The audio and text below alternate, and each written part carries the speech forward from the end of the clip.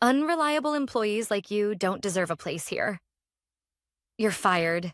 We've already cleared out your desk. The words glowed on my phone screen, cruel and sharp as a scalpel. I blinked twice, thinking the morphine haze was making me see things. But no, the message was real. My boss, Edward Collins, had just ended my career with a single text while I was lying in a hospital bed, stitches still fresh from surgery. My name is Melissa Carter. I'm 36 years old, and until that moment, I was senior client director at Hallstrom Analytics, a Chicago-based financial consulting firm. I had spent the last 7 years building that division. Late nights, cross-country flights, and missed holidays, all to secure multi-million-dollar clients who kept our company relevant in a crowded market. And now, in the dimly lit ward of St. Mary's Hospital, I was discarded like a broken tool. For a moment, I couldn't breathe. Not from the surgery or the pain in my abdomen, but from the sheer humiliation. My chest tightened, and I felt tears press against my eyes. How could he do this now when I was most vulnerable? My family was in the waiting room, worried sick. My body was fragile. And Edward had chosen this exact moment to cut me off. I was about to turn the screen face down when I heard a low chuckle from the bed beside me. The man there had been wheeled in less than an hour earlier, pale but calm, his left arm hooked to an IV. He tilted his head toward me. Bad news? His voice was gravelly, but there was a trace of humor beneath it. I turned slightly, squinting at him through the dull hospital light. He was older, maybe in his mid-50s, with silver at his temples, and a face that looked both tired and sharp at the same time. I had noticed his admission papers earlier when the nurse left them briefly at the foot of his bed. Daniel Whitmore. The name had triggered something in my memory, but the drugs had dulled my recall. I just got fired, I whispered, my throat raw. From a hospital bed? His brow furrowed, then he gave a short laugh that didn't quite reach his eyes. That takes a special kind of cruelty. I tilted the phone toward him so he could see the message. His gaze flicked over it once, twice. Then his lips curled into something between sympathy and recognition. Well, he said slowly, I thought this stay couldn't get any more interesting. The way he spoke, measured, confident, snapped something in my memory. I had seen his photo in Forbes. Daniel Whitmore, CEO of Arcus Partners, the very firm that had been our fiercest competitor for a decade. His company had been circling our client base for years, hungry to expand into sectors we dominated. And now here he was, in the bed next to mine, watching my boss's betrayal unfold in real time. I lay back, heart racing, not from pain, but from sudden clarity. Edward had always been paranoid about Arcus poaching his talent. He constantly reminded us that loyalty was non-negotiable. He had accused me more than once of being too friendly with rival executives at industry events. And yet, in his arrogance, he had handed me, on a silver platter, to the very man he feared most. Looks like your company doesn't value you, Daniel said, his eyes steady on mine. But I suspect your clients might feel differently. His words sent a shiver through me. He was right. Over the past 7 years, I had cultivated relationships with some of the most demanding corporate clients in North America. Relationships built on trust, long nights, and countless sacrifices. Edward thought he could simply erase me from those accounts, but he didn't understand the difference between contracts and loyalty. I pressed my lips together, replaying the message in my mind. Unreliable employees like you. Edward knew exactly what he was doing. He wanted to brand me as weak, incapable, replaceable. He thought firing me in a hospital bed would keep me silent, humiliated, too broken to fight back. But instead, something inside me hardened. The pity I'd felt for myself moments earlier was gone. In its place, a colder, sharper determination took root. Daniel was still watching me, waiting for my response. I realized then that this was not just a moment of loss. It was an opportunity. A door closing in one place had just opened in another, in the most unlikely of rooms, a shared hospital ward. I turned the phone screen toward him again, the cruel words glowing against the sterile white walls. My voice was steady now. Maybe it's time I stopped being loyal to the wrong people. His eyes narrowed, but there was a flicker of a smile. Now that, he said, is something we should talk about. At that moment, I understood. Edward Collins had not just fired me. He had set the stage for his own downfall. He didn't know it yet, but the game had already shifted, and I wasn't going to play by his rules anymore. The next morning, the smell of antiseptic filled the room, mingling with the faint aroma of burnt coffee from a nurse's cup left on the counter. My body ached from the surgery, but it was nothing compared to the ache in my pride. I lay there staring at the ceiling tiles, replaying Edward's text in my mind like a broken record. Unreliable employees like you don't deserve a place here. For 7 years, I had bled for that company. I had canceled vacations, missed weddings, even skipped my niece's first birthday to finalize a contract in Toronto. And Edward had dismissed it all with 3 sentences on a screen. I turned my head. Daniel Whitmore was awake, propped against his pillows with a notepad on his lap. He looked more like a man in a boardroom than a patient recovering from surgery. His pen moved quickly across the page, then stopped as if he'd sensed me watching. "You didn't sleep much," he said without looking up.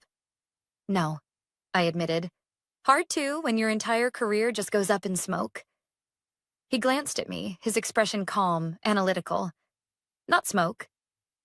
Opportunity, I gave a short, humorless laugh. "That's one way to spin it." "Not spin," he corrected softly. "Perspective." "Tell me something, Melissa. How many clients did you personally manage at Hallstrom?" The question caught me off guard. Directly? 9 major accounts.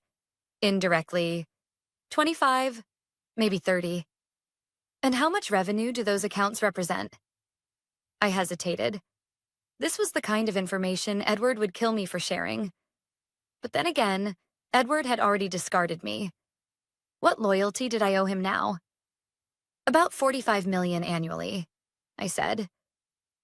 Daniel's eyebrow arched, just slightly. "And they trusted you?" I thought of late-night calls with CFOs panicking over deadlines, the quiet thanks from executives after I solved crises that could have cost them millions. Trust wasn't even the right word. Many of them had built their expansion plans around my advice. "They trusted me," I said firmly. Daniel set his pen down and leaned back. For a long moment, he studied me, his eyes weighing possibilities. Finally, he spoke. "Melissa, I'm going to be direct. Arcus has been trying to penetrate Hallstrom's client base for years, but what we lacked wasn't strategy or resources. It was someone like you. Someone who understands both the numbers and the people behind them. If you were to walk through our doors tomorrow, I can promise you 2 things. Freedom from Edward's shadow and the authority to build something of your own." My breath caught. It sounded too perfect, too sudden. "Are you offering me a job? Here? In a hospital bed?" He smiled faintly. "Opportunities don't wait for perfect circumstances. You know that better than anyone." My mind spun. It felt reckless, almost surreal. But deep down, I knew he was right. I had never been a cog in Edward's machine. I had been the engine, and Edward had cut me loose without realizing I could power something else entirely. Still, fear gnawed at me. Edward will come after me. He'll claim non-compete. He'll threaten lawsuits. Daniel nodded. He'll bluster, of course. Men like him always do, but tell me, where is Arcus headquartered? New York. And Hallstrom? Chicago. He spread his hands. Different jurisdictions, and more importantly, courts rarely enforce non-competes when someone is fired without cause. You're free, Melissa. Freer than you realize. For the first time since the text, I felt a flicker of hope. I imagined Edward's face when he realized his attempt to humiliate me had opened the door for his fiercest rival. I imagined Trevor, his hand-picked protege, fumbling through client calls he didn't understand. Daniel picked up his pen again. Think carefully. he said. I don't want an answer out of anger. But I do want you to see this moment for what it is. You have leverage. Your boss thought he was ending your career, but he may have just launched it. The nurse came in then, fussing with IV bags, breaking the intensity of the moment. But Daniel's words kept echoing in my mind long after she left. That afternoon, I called my husband, Mark. His voice was strained with worry. How are you holding up? I'll survive, I said. But, Mark, something unexpected happened. You're not going to believe who's in the bed next to me. When I told him, he was silent for a beat, then let out a low whistle. If that's not fate, I don't know what is. I smiled for the first time in days. Maybe it was fate. Or maybe it was just Edward's arrogance catching up with him. Either way, the ground beneath me was shifting. That night, as the ward lights dimmed and the hospital fell into uneasy silence, I drafted a list on the back of my discharge papers. Names, phone numbers, companies, people who had trusted me, depended on me, clients who wouldn't tolerate being handed off to Edward's nephew or some inexperienced replacement. By the time I put the pen down, I realized something simple and undeniable. Edward hadn't just fired me. He had freed me, and soon he would regret it. The following Tuesday, I was discharged. The nurse helped me into my coat, the stiffness in my abdomen reminding me with each step that I wasn't ready for a fight, at least not physically. But my mind had never been sharper. Daniel had been discharged the day before. Before leaving, he'd leaned over and said quietly, I'll have my office call you. Rest for now, but don't waste time. Opportunities have an expiration date. That sentence replayed in my head as Mark wheeled me toward the sliding hospital doors. Outside, the February air was sharp, biting through my scarf, but it woke me up. I felt alive again. Not as someone discarded, but as someone about to begin something dangerous and new. At home, I found a small envelope taped to my apartment door. Inside was a note, handwritten in neat script. Melissa, I meant what I said. Call this number when you're ready. Underneath was a business card embossed with the Arcus Partners logo. I sat at the kitchen table, the card between my fingers. Part of me hesitated. Joining a competitor could burn bridges forever. Edward would brand me disloyal. Rumors would spread. But then I thought of his text, the cold finality of it, and I laughed bitterly. He had already burned the bridge. I owed him nothing. That night, after Mark had gone to bed, I dialed the number. A woman's calm voice answered, Arcus Partners. This is Lydia. I cleared my throat. This is Melissa Carter. Daniel Whitmore told me to call. There was a pause, then her tone shifted to something warmer. Of course, Ms. Carter, Mr. Whitmore is expecting you. Can you come in on Thursday? Thursday. Just 3 days after being discharged from the hospital. My body still felt weak, but my pride wouldn't allow me to delay. Yes, I said. I'll be there. Thursday morning, I walked into Arcus Partners' New York office. The lobby gleamed with polished marble and glass, everything about it radiating confidence. Lydia met me at the reception desk, her smile practiced but genuine. Mr. Whitmore is waiting. Daniel was seated in a conference room overlooking the Hudson River.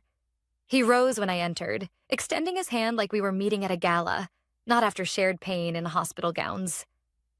Melissa, he said warmly, I'm glad you came. I sank into the chair across from him, my pulse racing. I don't want to waste your time, I said. So let's be clear. I'm not here to gossip about Hallstrom. I'm here because I know my clients. They trust me. And if Edward thinks he can shuffle them off to someone else, he's in for a rude awakening. Daniel studied me for a long moment, then nodded. Good. That's exactly what I wanted to hear. He slid a folder across the table. Inside were contract drafts, compensation figures, even equity options. It was more generous than anything Edward had ever offered. But what made my heart catch wasn't the salary. It was the title. Vice President, North American Client Strategy. My throat tightened. This is more than I expected. You've been underestimated for too long, Daniel said simply. I don't make that mistake twice. I signed that afternoon. My hand trembled as I wrote my name, not from fear, but from the sheer weight of what it meant. The following week, I made my first calls. Carefully, quietly, I reached out to 3 clients I trusted most. I didn't try to sell them anything. I simply told them the truth. That Edward had let me go. That I was now with Arcus. That I would still be there for them. To my surprise, none of them hesitated. If you're at Arcus, we want to be at Arcus, one executive said bluntly. Another added, Edward's nephew called us last week. We ended the call early. He didn't even know our project timelines. By the end of the week, 2 firms had formally requested contract discussions with Arcus. Nothing signed yet, but the momentum had begun. Edward must have sensed something. On Friday afternoon, my phone buzzed with a number I hadn't seen in days. Against my better judgment, I answered. Melissa. His voice was clipped, rushed. I hear you've been making calls. Is that true? I let the silence stretch just long enough to make him uncomfortable. Edward, you fired me. You told me I was unreliable. What did you think I'd do? Crawl into a hole? You're jeopardizing everything we built, he snapped. No, Edward, I said, my tone steady. You jeopardized it when you fired the person your clients trusted most. I'm just giving them options. His breathing grew sharp, almost panicked. This is a mistake.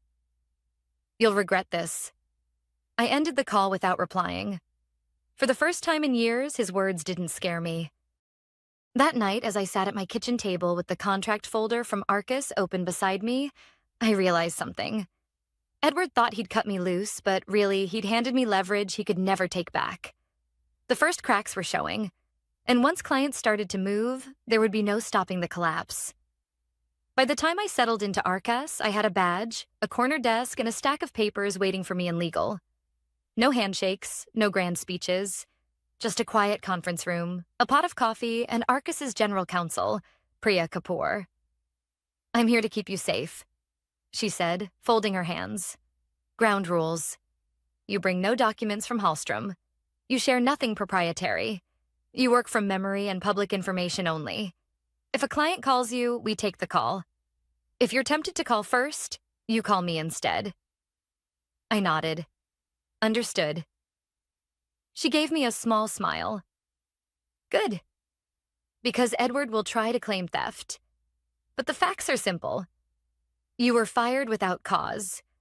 Your relationships are human capital, not company property. That distinction matters. It felt like a shield. For the first time since the hospital, I wasn't reacting. I was preparing. We prioritized a short list. Clients who had written my name directly into their contracts. Priya drafted a simple announcement for me to share publicly.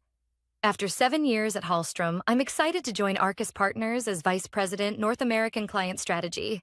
No digs, no bitterness, just a status change. When I posted it, the response came quickly. The first call was from Angela Chang at North River Manufacturing. Melissa, I just saw your update. We were told you needed extended leave and wouldn't be on our account. Is that true? I'm no longer with Hallstrom, I said carefully. I've joined Arcus. Angela didn't hesitate. Then we're invoking the key person clause. Our board approved it when we signed. Have Arcus send over a proposal. We'll move this quarter if you can guarantee continuity. Soon after, Easton Bio's COO reached out by email. Their message was short and direct. We require stability and senior oversight. If Melissa Carter is no longer with Hallstrom, please advise how she can continue leading our work from Arcus. My hands trembled as I read. Not from fear, but from how fast the shift had begun. By the end of the day, 3 more clients had asked for meetings. Nobody was angry. Nobody dramatic. Just pragmatic questions about stability, continuity, and trust. Exactly the kind of conversations I'd built my career on. Edward, of course, didn't do pragmatic. My phone filled with missed calls from his number, followed by a text. Cease immediately. You are in violation of your non-solicit. Our counsel will be in touch. His attorney followed with a furious email. Priya drafted a reply that was calm and surgical. Our client was terminated without cause. She is not solicited. Clients contacted her after a lawful announcement. Please direct future communications to counsel. No emotion, just precision. That evening, my husband asked quietly, "Does he still scare you?" He used to, I admitted. Now I just feel finished with him. The next day, the first formal termination letter arrived. North River's legal team cited the key person clause and copied Arcus. It wasn't emotional. It read like weather. Facts, not feelings. Edward finally got me on the phone. His voice was brittle. What are you doing? You can't move our book. This is theft. You fired me, Edward. Clients are making their own choices. You think you can run to Whitmore and gut what we built? I'll bury you in court. Then speak to Priya, I said evenly. You won't survive this business. He snapped. People remember disloyalty. Then they'll remember yours too. I hung up before he could finish. My hands shook, but not from fear. His power over me had evaporated. Soon after, Meridian Logistics requested a transition discussion. Their VP, Valentina Morales, was blunt. We were bounced between two junior analysts last week who couldn't answer basic questions. If you're leading at Arcus, we'll follow. If not, we pause until we find someone who understands us. That night, I got a call I didn't expect. From Dana Patel, Hallstrom's senior project manager. Her voice was low, urgent. I shouldn't be doing this, but you need to know. Edward told IT to forward your client inbox to his nephew. He had us reissue SOWs with your name removed. He's pushing unauthorized change orders to inflate revenue. My stomach sank. Dana, that's fraud. I know. I've documented everything. I'm not protecting him. Not after what he did to you, I warned her to be careful, but inside I felt something solidify. This wasn't just incompetence anymore. It was desperation. By the end of the week, Easton Bio's termination letter landed, and Edward himself stormed Arcus's lobby, demanding to see me. Daniel intercepted him calmly. From the mezzanine, I watched as Edward raged, his face red, his gestures wild. She's finished, he shouted, pointing up toward me. Hear me? Finished. Daniel didn't even raise his voice. You fired her in a hospital bed. Clients trust her, not you. They're choosing where to go. Security escorted Edward out. He twisted once to glare at me, his eyes glassy with something that looked almost like panic. Word spread quickly after that. Colleagues messaged me quietly, asking what had really happened. I stuck to the truth. I had been terminated without cause, and I was now with Arcus. Nothing more, nothing less. By the week's end, North River had signed with Arcus, Easton Bio's counsel approved our draft, and Meridian was preparing to transition. Edward's voicemails grew stranger, pleading one minute, threatening the next. I stopped listening to them. Then Dana called again. Emergency board meeting, audit flagged unauthorized change orders. They're asking how we lost 3 anchor accounts in days. I looked out over the city. The skyline was the same, but I knew everything beneath it had shifted. He's going to unravel, Dana whispered. Be ready. I am, I said. And for the first time, I truly believed it. 2 weeks later, I was back in Arcus's office, standing at the window overlooking the city. The skyline stretched endlessly, calm and indifferent, while my phone buzzed nonstop with updates from clients, lawyers, and colleagues. Hallstrom was crumbling. North River, Easton Bio, and Meridian had all finalized their exits. 2 more contracts were in the process of being transferred. Each conversation felt the same. Polite, pragmatic, but decisive. These weren't betrayals. They were corrections. Clients simply followed the trust they had built over years. Dana called again.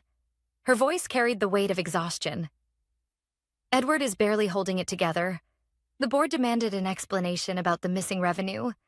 The auditors found emails where he backdated Trevor's employment records and approved unverified expenses. It's bad, Melissa. Really bad. I closed my eyes, letting her words sink in. This wasn't how I imagined things would end. A part of me thought Edward would claw his way back, or at least manage to land on his feet. But from what Dana described, he was cornered, and everyone knew it. The following Friday, word reached us officially. Edward Collins had been removed as CEO. The board cited loss of confidence in leadership and failure to protect client relationships. Trevor had resigned the same day, leaving behind a trail of panicked emails no one bothered to answer. That night, Mark poured us 2 glasses of wine in the kitchen. He raised his glass, but his expression was thoughtful rather than celebratory. "You don't look happy," he said. I swirled the wine slowly, watching the reflection in the glass. I'm not sure happiness is the word. Relief, maybe. You beat him. Mark reminded me. He fired you at your lowest moment. And now? Look where you are. I nodded, but I felt the truth gnawing at me. Destroying someone else never truly feels like victory. It felt like cleaning up a mess that should never have been made. The next morning, I received a call from an unknown number. Against my better judgment, I answered. Melissa. Edward's voice was unrecognizable, hoarse, stripped of authority. They've ruined me. You've ruined me, I didn't speak. You could have walked away. He continued, his tone trembling between anger and despair. But you had to humiliate me. After everything I gave you, I finally answered, my voice quiet but steady. You didn't give me anything, Edward. I earned it, and you tried to take it away with a text message while I was lying in a hospital bed. That's not leadership. That's cowardice. For a moment, the line was silent except for his unsteady breathing. Then he muttered, almost to himself, maybe you're right, and hung up. I stared at the phone for a long time. That was the last time I ever heard his voice. In the months that followed, Arcus grew faster than any of us expected. With the influx of new clients, we opened offices in Chicago and Dallas. Daniel kept his promise. He gave me autonomy, respect, and space to lead without constant interference. For the first time in my career, I wasn't fighting to be heard. I was simply doing the work, and the results spoke louder than any boardroom politics ever could. One evening, after a particularly long day, I walked into our apartment and found Mark cooking dinner. The smell of garlic and herbs filled the kitchen. He looked up and smiled. So, Vice President Carter, how does it feel to be building something new? I set my bag down, slipping into the comfort of home. It feels different. Like it's finally mine. Not borrowed, not conditional. He kissed my forehead. That's because you stopped giving loyalty to people who didn't deserve it. His words stuck with me. Loyalty. It had been both my strength and my downfall. I gave it freely, even to people who saw it as weakness. But the truth was simple. Loyalty is powerful only when it's mutual. When it becomes one-sided, it turns into chains. 6 months later, I received a message from Dana. Just thought you'd like to know. Edward's been blacklisted from 3 major firms. Nobody wants to touch him. Word spreads fast in this industry. I didn't reply right away. Instead, I looked around my new office at Arcus. The glass walls, the hum of a growing team, the steady rhythm of work I actually believed in. Then I typed back. Thank you for telling me. I hope you're doing well. I left it at that. When I think back to that hospital bed, to the text that ripped the ground out from under me, I realize now it wasn't the end. It was the beginning. Edward thought he was discarding me. What he really did was set me free. And the message I carry from all of this is simple. Never let someone else decide your worth. Jobs, titles, companies, they can vanish in a moment. What remains is your work, your integrity, and the trust you build with people. Those are things no one can fire you from. Edward lost everything because he never understood that. I gained everything because I finally did.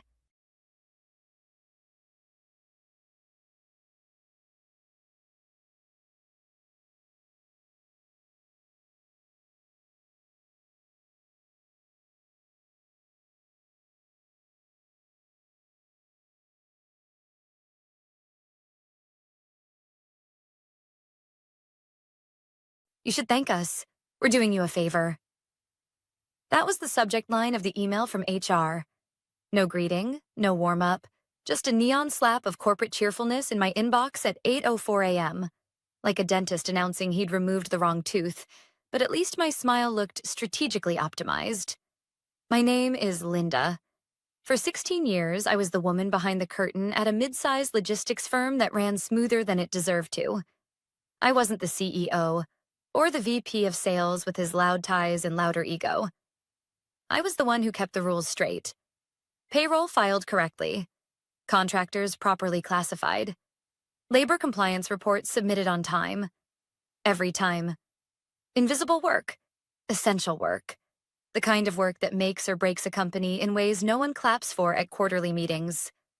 I wasn't the one telling jokes in the break room. I wasn't baking cupcakes for Carol in accounting. But when someone's health insurance mysteriously vanished mid-treatment, or when overtime went missing from paychecks, who fixed it? Me. Always me. Quiet Linda with the cluttered desk and the memory of an IRS agent. And for all that, what did I get? A title that sounded like something scraped off the bottom of an org chart. Operations Specialist 2, which in plain English means the duct tape, the aspirin, the mop crew for bureaucratic sewage. So when HR hit me with that email, you should thank us. We're doing you a favor. I didn't flinch. I didn't cry. I didn't even let my coffee get cold. Because here's the thing. When you spend 16 years cleaning up everyone else's mistakes, you learn two things. 1, people always underestimate the quiet one. 2, every system leaves a paper trail. But let me rewind for a moment. It started with a vague calendar invite. Quick sync, HR and OPS.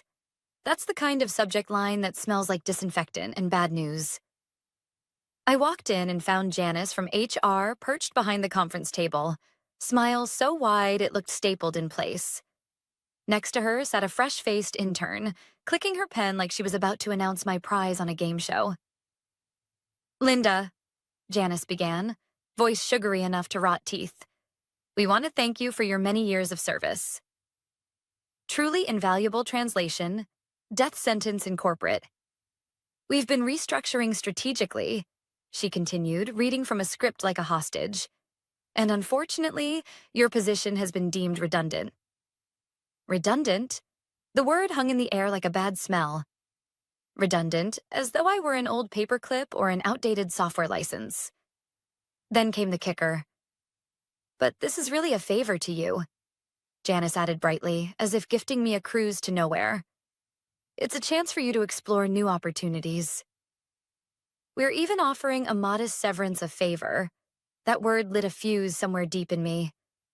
Because favors are what you ask when someone covers your lunch bill or waters your plants while you're on vacation. Favors are not what you call gutting someone's career after nearly 2 decades of loyalty. I didn't scream. I didn't throw my coffee. I didn't even raise an eyebrow. Because I didn't need to. I had something stronger than fury. Receipts. 16 years worth of audit trails, compliance memos, and policy clarifications saved neatly in folders that could make or break the building's foundation. I nodded once. Understood, I said. Calm, professional. The kind of calm that should come with a warning label. Janice mistook it for acceptance. She smiled wider, slid a manila envelope toward me, exit packet, printed on cheap paper, and chirped, You'll land on your feet, Linda. We're doing you a favor. I left the room without ceremony, passed by the office plants that had lived longer than half our interns, and sat back down at my desk. My fingers hovered over the keyboard. I reread Janice's email twice. That phrase again, doing you a favor, and then I did something very simple. I hit reply, 4 words, Thanks for confirming. And then, like seasoning a perfect roast, I added one more detail. A quiet little CC to the State Labor Board's wage and hour division. Not a rant. Not a manifesto. Not a single word of anger. Just professional courtesy. Because here's the secret. When you're the one who's been documenting every line of labor code compliance for 16 years, you don't need fireworks. You just need sunlight. I clicked send, sat back, took a sip of my bitter coffee, and smiled. They thought they'd done me a favor. They had no idea what they'd just started. An hour after I hit send, my phone rang. Unknown number. I let it buzz until voicemail kicked in. 3 minutes later, it rang again. Same number. I sighed, pushed my chair back, and answered. Linda? The voice was tight, clipped, like it was holding its breath. It was Robert, the CFO. The same Robert who once forwarded my 18-page compliance memo to his assistant with the note, "Summarize this in 3 bullet points." Yes, I said, neutral as a weather report. What did you do? His voice cracked at the edges. 7 years of payroll under audit? The labor board is involved already? I glanced at my email screen. The reply sat there, polite, professional, harmless on the surface. I asked for clarification, I said, and copied the state. That's all. There was silence. The kind of silence you could feel sweating through the line. Finally, he muttered, "You don't understand what this could mean." Oh, but I did. I understood exactly. By the afternoon, whispers were moving faster than office gossip after a Christmas party. My friend Carla from operations messaged me from her personal email. What the hell did you do? Everyone looks like they've seen a ghost. I didn't reply right away. Instead, I leaned back and thought about it. Because here's the truth. I hadn't done anything dramatic. I hadn't stormed out or called a lawyer. I hadn't leaked files or called a journalist. I'd simply pointed the flashlight at the corner they never dusted. That was enough. The next day, the first signs of panic became visible. HR sent a company-wide memo titled, "Friendly Reminder, Confidentiality in Employment Matters." The kind of email dressed up in best practices but reeking of fear. As we navigate a period of strategic review, please remember not to discuss internal processes with external parties. Misunderstandings can lead to unnecessary escalation. Translation: don't be like Linda. I laughed out loud. They thought they could spin this as gossip control. What they didn't realize was that the labor board doesn't care about spin. They care about records. And I knew exactly which records would give them heartburn. By lunchtime, another message landed, this time forwarded from a mole inside finance. Subject line: Urgent Contractor Archive Audit. Start date 2016. There it was, the crack widening. Because here's the thing about companies that run on duct tape and denial. Once someone starts pulling at the threads, the whole patchwork unravels. Contractors reclassified as employees? Overtime logged incorrectly? Missing I-9 forms? All of it mattered. And all of it lived in files I'd organized, flagged, or quietly fixed for years. I hadn't carried grudges, but I had carried a memory sharper than a filing cabinet edge. That night, Carla texted me again. They had a whiteboard meeting today. Words like liability exposure and retroactive pay are being tossed around. People are sweating, Linda. I didn't respond right away. Instead, I poured myself a glass of wine, sat down with my cat purring on my lap, and thought about the irony. For years, they'd brushed off my emails, my flagged issues, my polite warnings. Not urgent, they'd say. We'll circle back. Now, the circle was complete. Here's the thing I need you to understand. I didn't want revenge. Not really. I wanted recognition.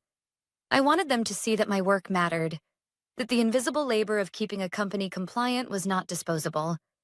But when you push someone into a corner and call it a favor, don't be surprised when they finally step out with receipts. 2 days later, the whispers turned into fog. Slack channels went quiet. People stopped posting memes and inside jokes. Instead, they renamed threads things like hashtag urgent dash, doc dash review, and hashtag policy dash alignment. Robert, the CFO, hadn't been seen in the cafeteria. Rumor was he was holed up with outside counsel. Janice from HR was spotted crying in the bathroom. And Jeff from accounting, oh, Jeff was heard muttering, "What the hell is a 1099B2 modifier?" Like a man begging for mercy. Me? I was at home, drinking my coffee, watering my plant, watching it all unfold without lifting another finger. Because the truth is, I hadn't burned anything down. I just handed the fire marshal a copy of the inspection report. The irony? My name wasn't on a single office door. I didn't get the bonus trips or the applause at staff meetings. I was invisible. But now, invisibility was my weapon. They had no idea how much I'd seen, how much I'd documented, how many warnings I'd quietly filed away because nobody wanted to deal with minor compliance issues. Now those minor issues were the earthquake shaking their glass tower. And all it had taken was one email. 4 words. 1 CC. The official letter came on a Tuesday morning. 2 pages. Polite devastation. Signed, stamped, and sent from the State Labor Board's regional office. Pursuant to the inquiry received, our team will be conducting a payroll and classification audit beginning Thursday. 7 years of records, payroll logs, contractor agreements, overtime policies, even internal communications if deemed necessary. It was clinical, detached, almost boring in its wording. But to anyone who has worked in compliance long enough, it was the equivalent of a thunderclap in a boardroom. By noon, the letter had been forwarded to half the executive team. By 2, a copy had been printed and taped inside the HR office like a haunted relic. By 5, Robert, the CFO, had reportedly gone home early, muttering something about mitigation strategies. I didn't dance. I didn't gloat. Instead, I brewed another cup of bitter coffee and sat at my kitchen table with Deborah, my little office plant, perched under her LED lamp. She had survived the move from my desk to my apartment without complaint. Unlike the executives, she was thriving. That's the thing people miss about power. It doesn't always come in shouting or slamming doors. Sometimes power is patience. Sometimes it's having the receipts when everyone else is scrambling to invent excuses. And I had all the receipts. Carla, my old teammate, sent me a blurry photo that night. A whiteboard in conference room C, scrawled with red marker. Payroll audit prep. Immediate action items. Beneath it, retrieve contractor files 2016 to 2022. Review overtime classifications. Cross-check exempt/non-exempt grids. Confirm archived I-9 documentation. It read less like a meeting agenda and more like a crime scene investigation. She added a note. You should see their faces, Linda. It's like someone pulled the fire alarm in church. I smiled. Not because I enjoyed their panic, but because for once they were treating my work with the gravity it deserved. The next day, a company-wide memo went out. As part of ongoing internal improvements, HR and finance will be conducting a thorough review of records. Please respond promptly to requests for documentation. Ongoing improvements. That was their phrase. As if the labor board's arrival was just part of spring cleaning. But no memo could hide the cracks. Former colleagues started messaging me from personal accounts. Is it true they're pulling 7 years of payroll? One asked. Another whispered that legal had already flown in a specialist from Columbus. And Jeff from accounting? Word was he had a minor breakdown after being asked to provide contractor expense notes dating back to 2016. Who even keeps that long? He'd shouted before someone gently reminded him. I did. That evening, Robert called again. His voice was lower this time, almost pleading. Linda, listen. If this audit expands, we're talking serious penalties, back pay, fines, even investor fallout. Are you sure you want to push this? I sipped my coffee, let the silence hang, then said, I didn't push anything. I asked a question. Everything else is your documentation. He exhaled hard, a sound like defeat leaking through the line. This could destroy us. I almost felt sorry for him. Almost. But then I remembered the look on Janice's face when she told me I was redundant. The chirpy tone, the cheap manila envelope, the phrase doing you a favor. Destroy them? Number. I wasn't destroying anything. They were simply being forced to face what they'd ignored for years. By Thursday morning, the office looked like a bunker. Legal boxes stacked in hallways. Laptops carried out of conference rooms like stretchers. Emails shortened to one-line replies, stripped of emojis and casual chatter. Carla's final message of the week summed it up best. Linda, they taped your email to the HR office door. People call it the trigger. I stared at the screen for a long time, then laughed quietly. Because it wasn't the email that caused this storm. It wasn't me at all. It was them. Their shortcuts. Their arrogance. Their belief that the quiet worker would never speak, never fight back, never know how to make the system listen. And now the system was listening. That night, I poured a glass of wine, sat in my recliner, and watched the city lights flicker through my window. Somewhere downtown, in a glass office tower, executives were scrambling to rewrite history, hunting for missing forms and trying to explain away years of neglect. Me? I had nothing left to prove. I'd spent 16 years cleaning up their messes. Now, for once, the mess was theirs alone. And the audit had only just begun. The auditors arrived on a gray Thursday morning. No fanfare, no drama, just two state officials in dark suits carrying briefcases and clipboards. Not FBI agents with flashing badges, not journalists with cameras. Just people who looked like they lived and breathed regulations, the kind who could ruin a career with a raised eyebrow and a citation. Inside the office, panic was already thick. Carla texted me before 9. They're here. Real labor board people. Suits, badges, everything. The conference room looks like a war bunker. I pictured it. The whiteboard wiped clean, replaced with rows of binders, finance staff pacing, HR interns pretending to be useful, handing out bottled water like they were hosting royalty, and Robert, the CFO, trying to keep his voice steady while knowing the foundation under him was cracking. I wasn't there, of course. I was at home, in sweatpants, sipping coffee. But my phone buzzed with updates like a live news feed. They're asking for overtime logs from 2017. Carla wrote. Legal looks pale.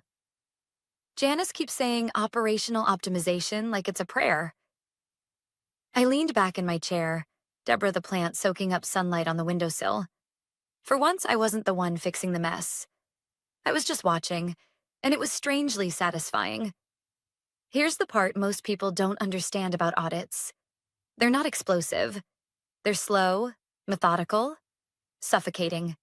They don't shout. They dig. They ask for one document, then another, then the thing you swore you'd never need again from 2016. By mid-afternoon, Carla texted. They asked for contractor agreements from 2018. Janice said they were archived. Auditors asked her to prove it. She froze. I could almost hear the silence in that room, because I knew exactly what was in those 2018 files, or rather, what wasn't. Missing I-9s. Misclassified employees treated like contractors. Notes I'd flagged, ignored at the time because not urgent. Now, suddenly, urgent. The next day, the company sent out another memo. As part of our cooperation with state auditors, please provide any requested records immediately. Confidentiality is critical at this time. Confidentiality. Their favorite word when the walls started closing in. But confidentiality can't hide years of shortcuts. It can't hide the Friday afternoons when directors logged out early but still claimed full hours. It can't hide the contractors who worked 40-hour weeks without benefits. And the auditors? They weren't fooled by buzzwords. They wanted proof. Robert called me again that evening. His voice was thinner now, fraying at the edges. Linda, look, if there's anything you can clarify. I cut him off. I'm not involved anymore. You don't understand, he said, almost whispering. They're talking about back pay. 7 figures, penalties. This could sink us. I let the silence stretch, then answered evenly. If it can sink you, Robert, maybe the ship wasn't built right to begin with. He didn't reply, just exhaled, defeated before hanging up. That weekend, I heard from Carla again. She'd stayed late on Friday, watching the executives shuffle in and out of closed-door meetings. They had food delivered 3 times, she wrote. Legal, HR, finance, all locked in. No one's making eye contact in the hallways anymore. The cracks were no longer hidden. They were wide open, and all because of one polite CC. Here's the irony. For years, I'd been invisible. The quiet woman by the supply closet, fixing the things nobody wanted to think about. My emails ignored, my memos skimmed, my work dismissed as routine. Now, suddenly, I wasn't invisible at all. My name was on the audit file. My email, the one with 4 words, was taped to HR's door like a warning sign. Employees whispered it in the break room. The trigger. I hadn't raised my voice. I hadn't staged a protest. I hadn't burned a single bridge. I'd just flipped on the inspection light. That Sunday evening, I sat on my couch with a glass of red wine, the city humming outside my window. I thought about what was happening in that office tower, the frantic copying of files, the nervous glances at auditors, the whispered blame games behind closed doors. And I realized something. This wasn't revenge. Revenge is loud, messy, destructive. This was something else. This was accountability. They had spent years teaching me to be quiet, to accept, to stay in my lane. But the truth is, sometimes the quietest action is the loudest consequence. And now the reckoning was only getting started. The audit lasted 3 weeks. 3 weeks of auditors combing through records, asking questions, and quietly scribbling notes that made executives sweat through their suits. I wasn't there, but I didn't need to be. The updates reached me anyway. Through Carla, through former colleagues, even through the sudden silence on LinkedIn where managers who once bragged about innovation stopped posting entirely. The results came down in the form of a letter. 2 paragraphs. Direct, clinical, devastating. The company had failed to properly classify dozens of workers over multiple years. Overtime had been withheld from exempt employees who were routinely asked to respond after hours. Contractors had been misused, mismanaged, and mislabeled. The penalties? Back pay, fines, and interest. 7 figures. Not minor, not a slap on the wrist. Enough to shake investors. Enough to put names in headlines. Carla messaged me the day the letter hit. Linda, you wouldn't believe it. Emergency all hands. CFO looked like he hadn't slept in a week. Janice was pale as a ghost. People are whispering layoffs are coming. Real ones this time. I read her words slowly, then closed my laptop. This was never what I wanted. I hadn't dreamed of the company collapsing. I hadn't spent years imagining them suffering. No, what I wanted was recognition. Proof that my work mattered. That the quiet labor of keeping the machine compliant wasn't disposable. But sometimes the only way to make people see the cracks is to let the whole structure shake. A week later, Robert called me again.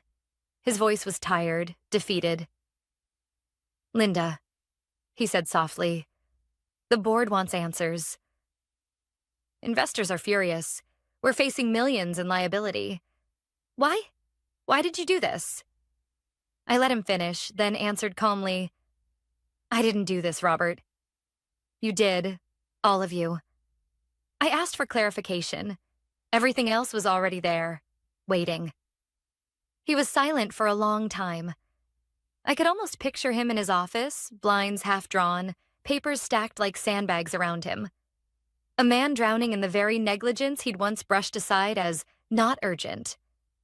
Finally, he said, we might not survive this. I didn't gloat. I didn't even raise my voice. I simply said, maybe you shouldn't have called it a favor. Then I hung up. Here's the truth. I wasn't angry anymore. Not really. What I felt was something closer to peace. For 16 years, I'd carried the weight of their mistakes, patching holes no one thanked me for.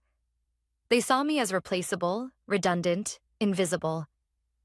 But invisibility had been my shield.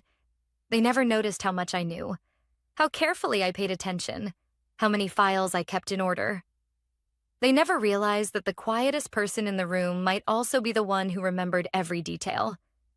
And in the end, that was what undid them. Not rage, not sabotage, just memory. The company survived, technically. They downsized. They restructured. Robert resigned for personal reasons. Janice moved on quietly, her reputation bruised. A new compliance officer was hired, this time with a seat at the leadership table. Carla told me morale was shattered, but some employees finally felt like things might change. Policies were rewritten. Time logs actually mattered. People whispered my name in the hallways, sometimes with blame, sometimes with respect. Me? I didn't go back. I started consulting. Small businesses, nonprofits, startups. The kinds of places that couldn't afford seven-figure mistakes. I taught them how to avoid the traps, how to build compliance into their bones. And for the first time, people listened. For the first time, they saw me not as invisible, but as essential. Looking back now, I see the irony. They fired me because they thought I was redundant. Because they thought I was quiet, safe, easy to discard. But the quietest people are often the ones holding everything together. And sometimes all it takes to be heard is 4 words and a CC. So here's my message to anyone watching this. Anyone who's ever felt invisible at work, at home, or in their own family. Silence is not weakness. Patience is not surrender. And quiet doesn't mean powerless.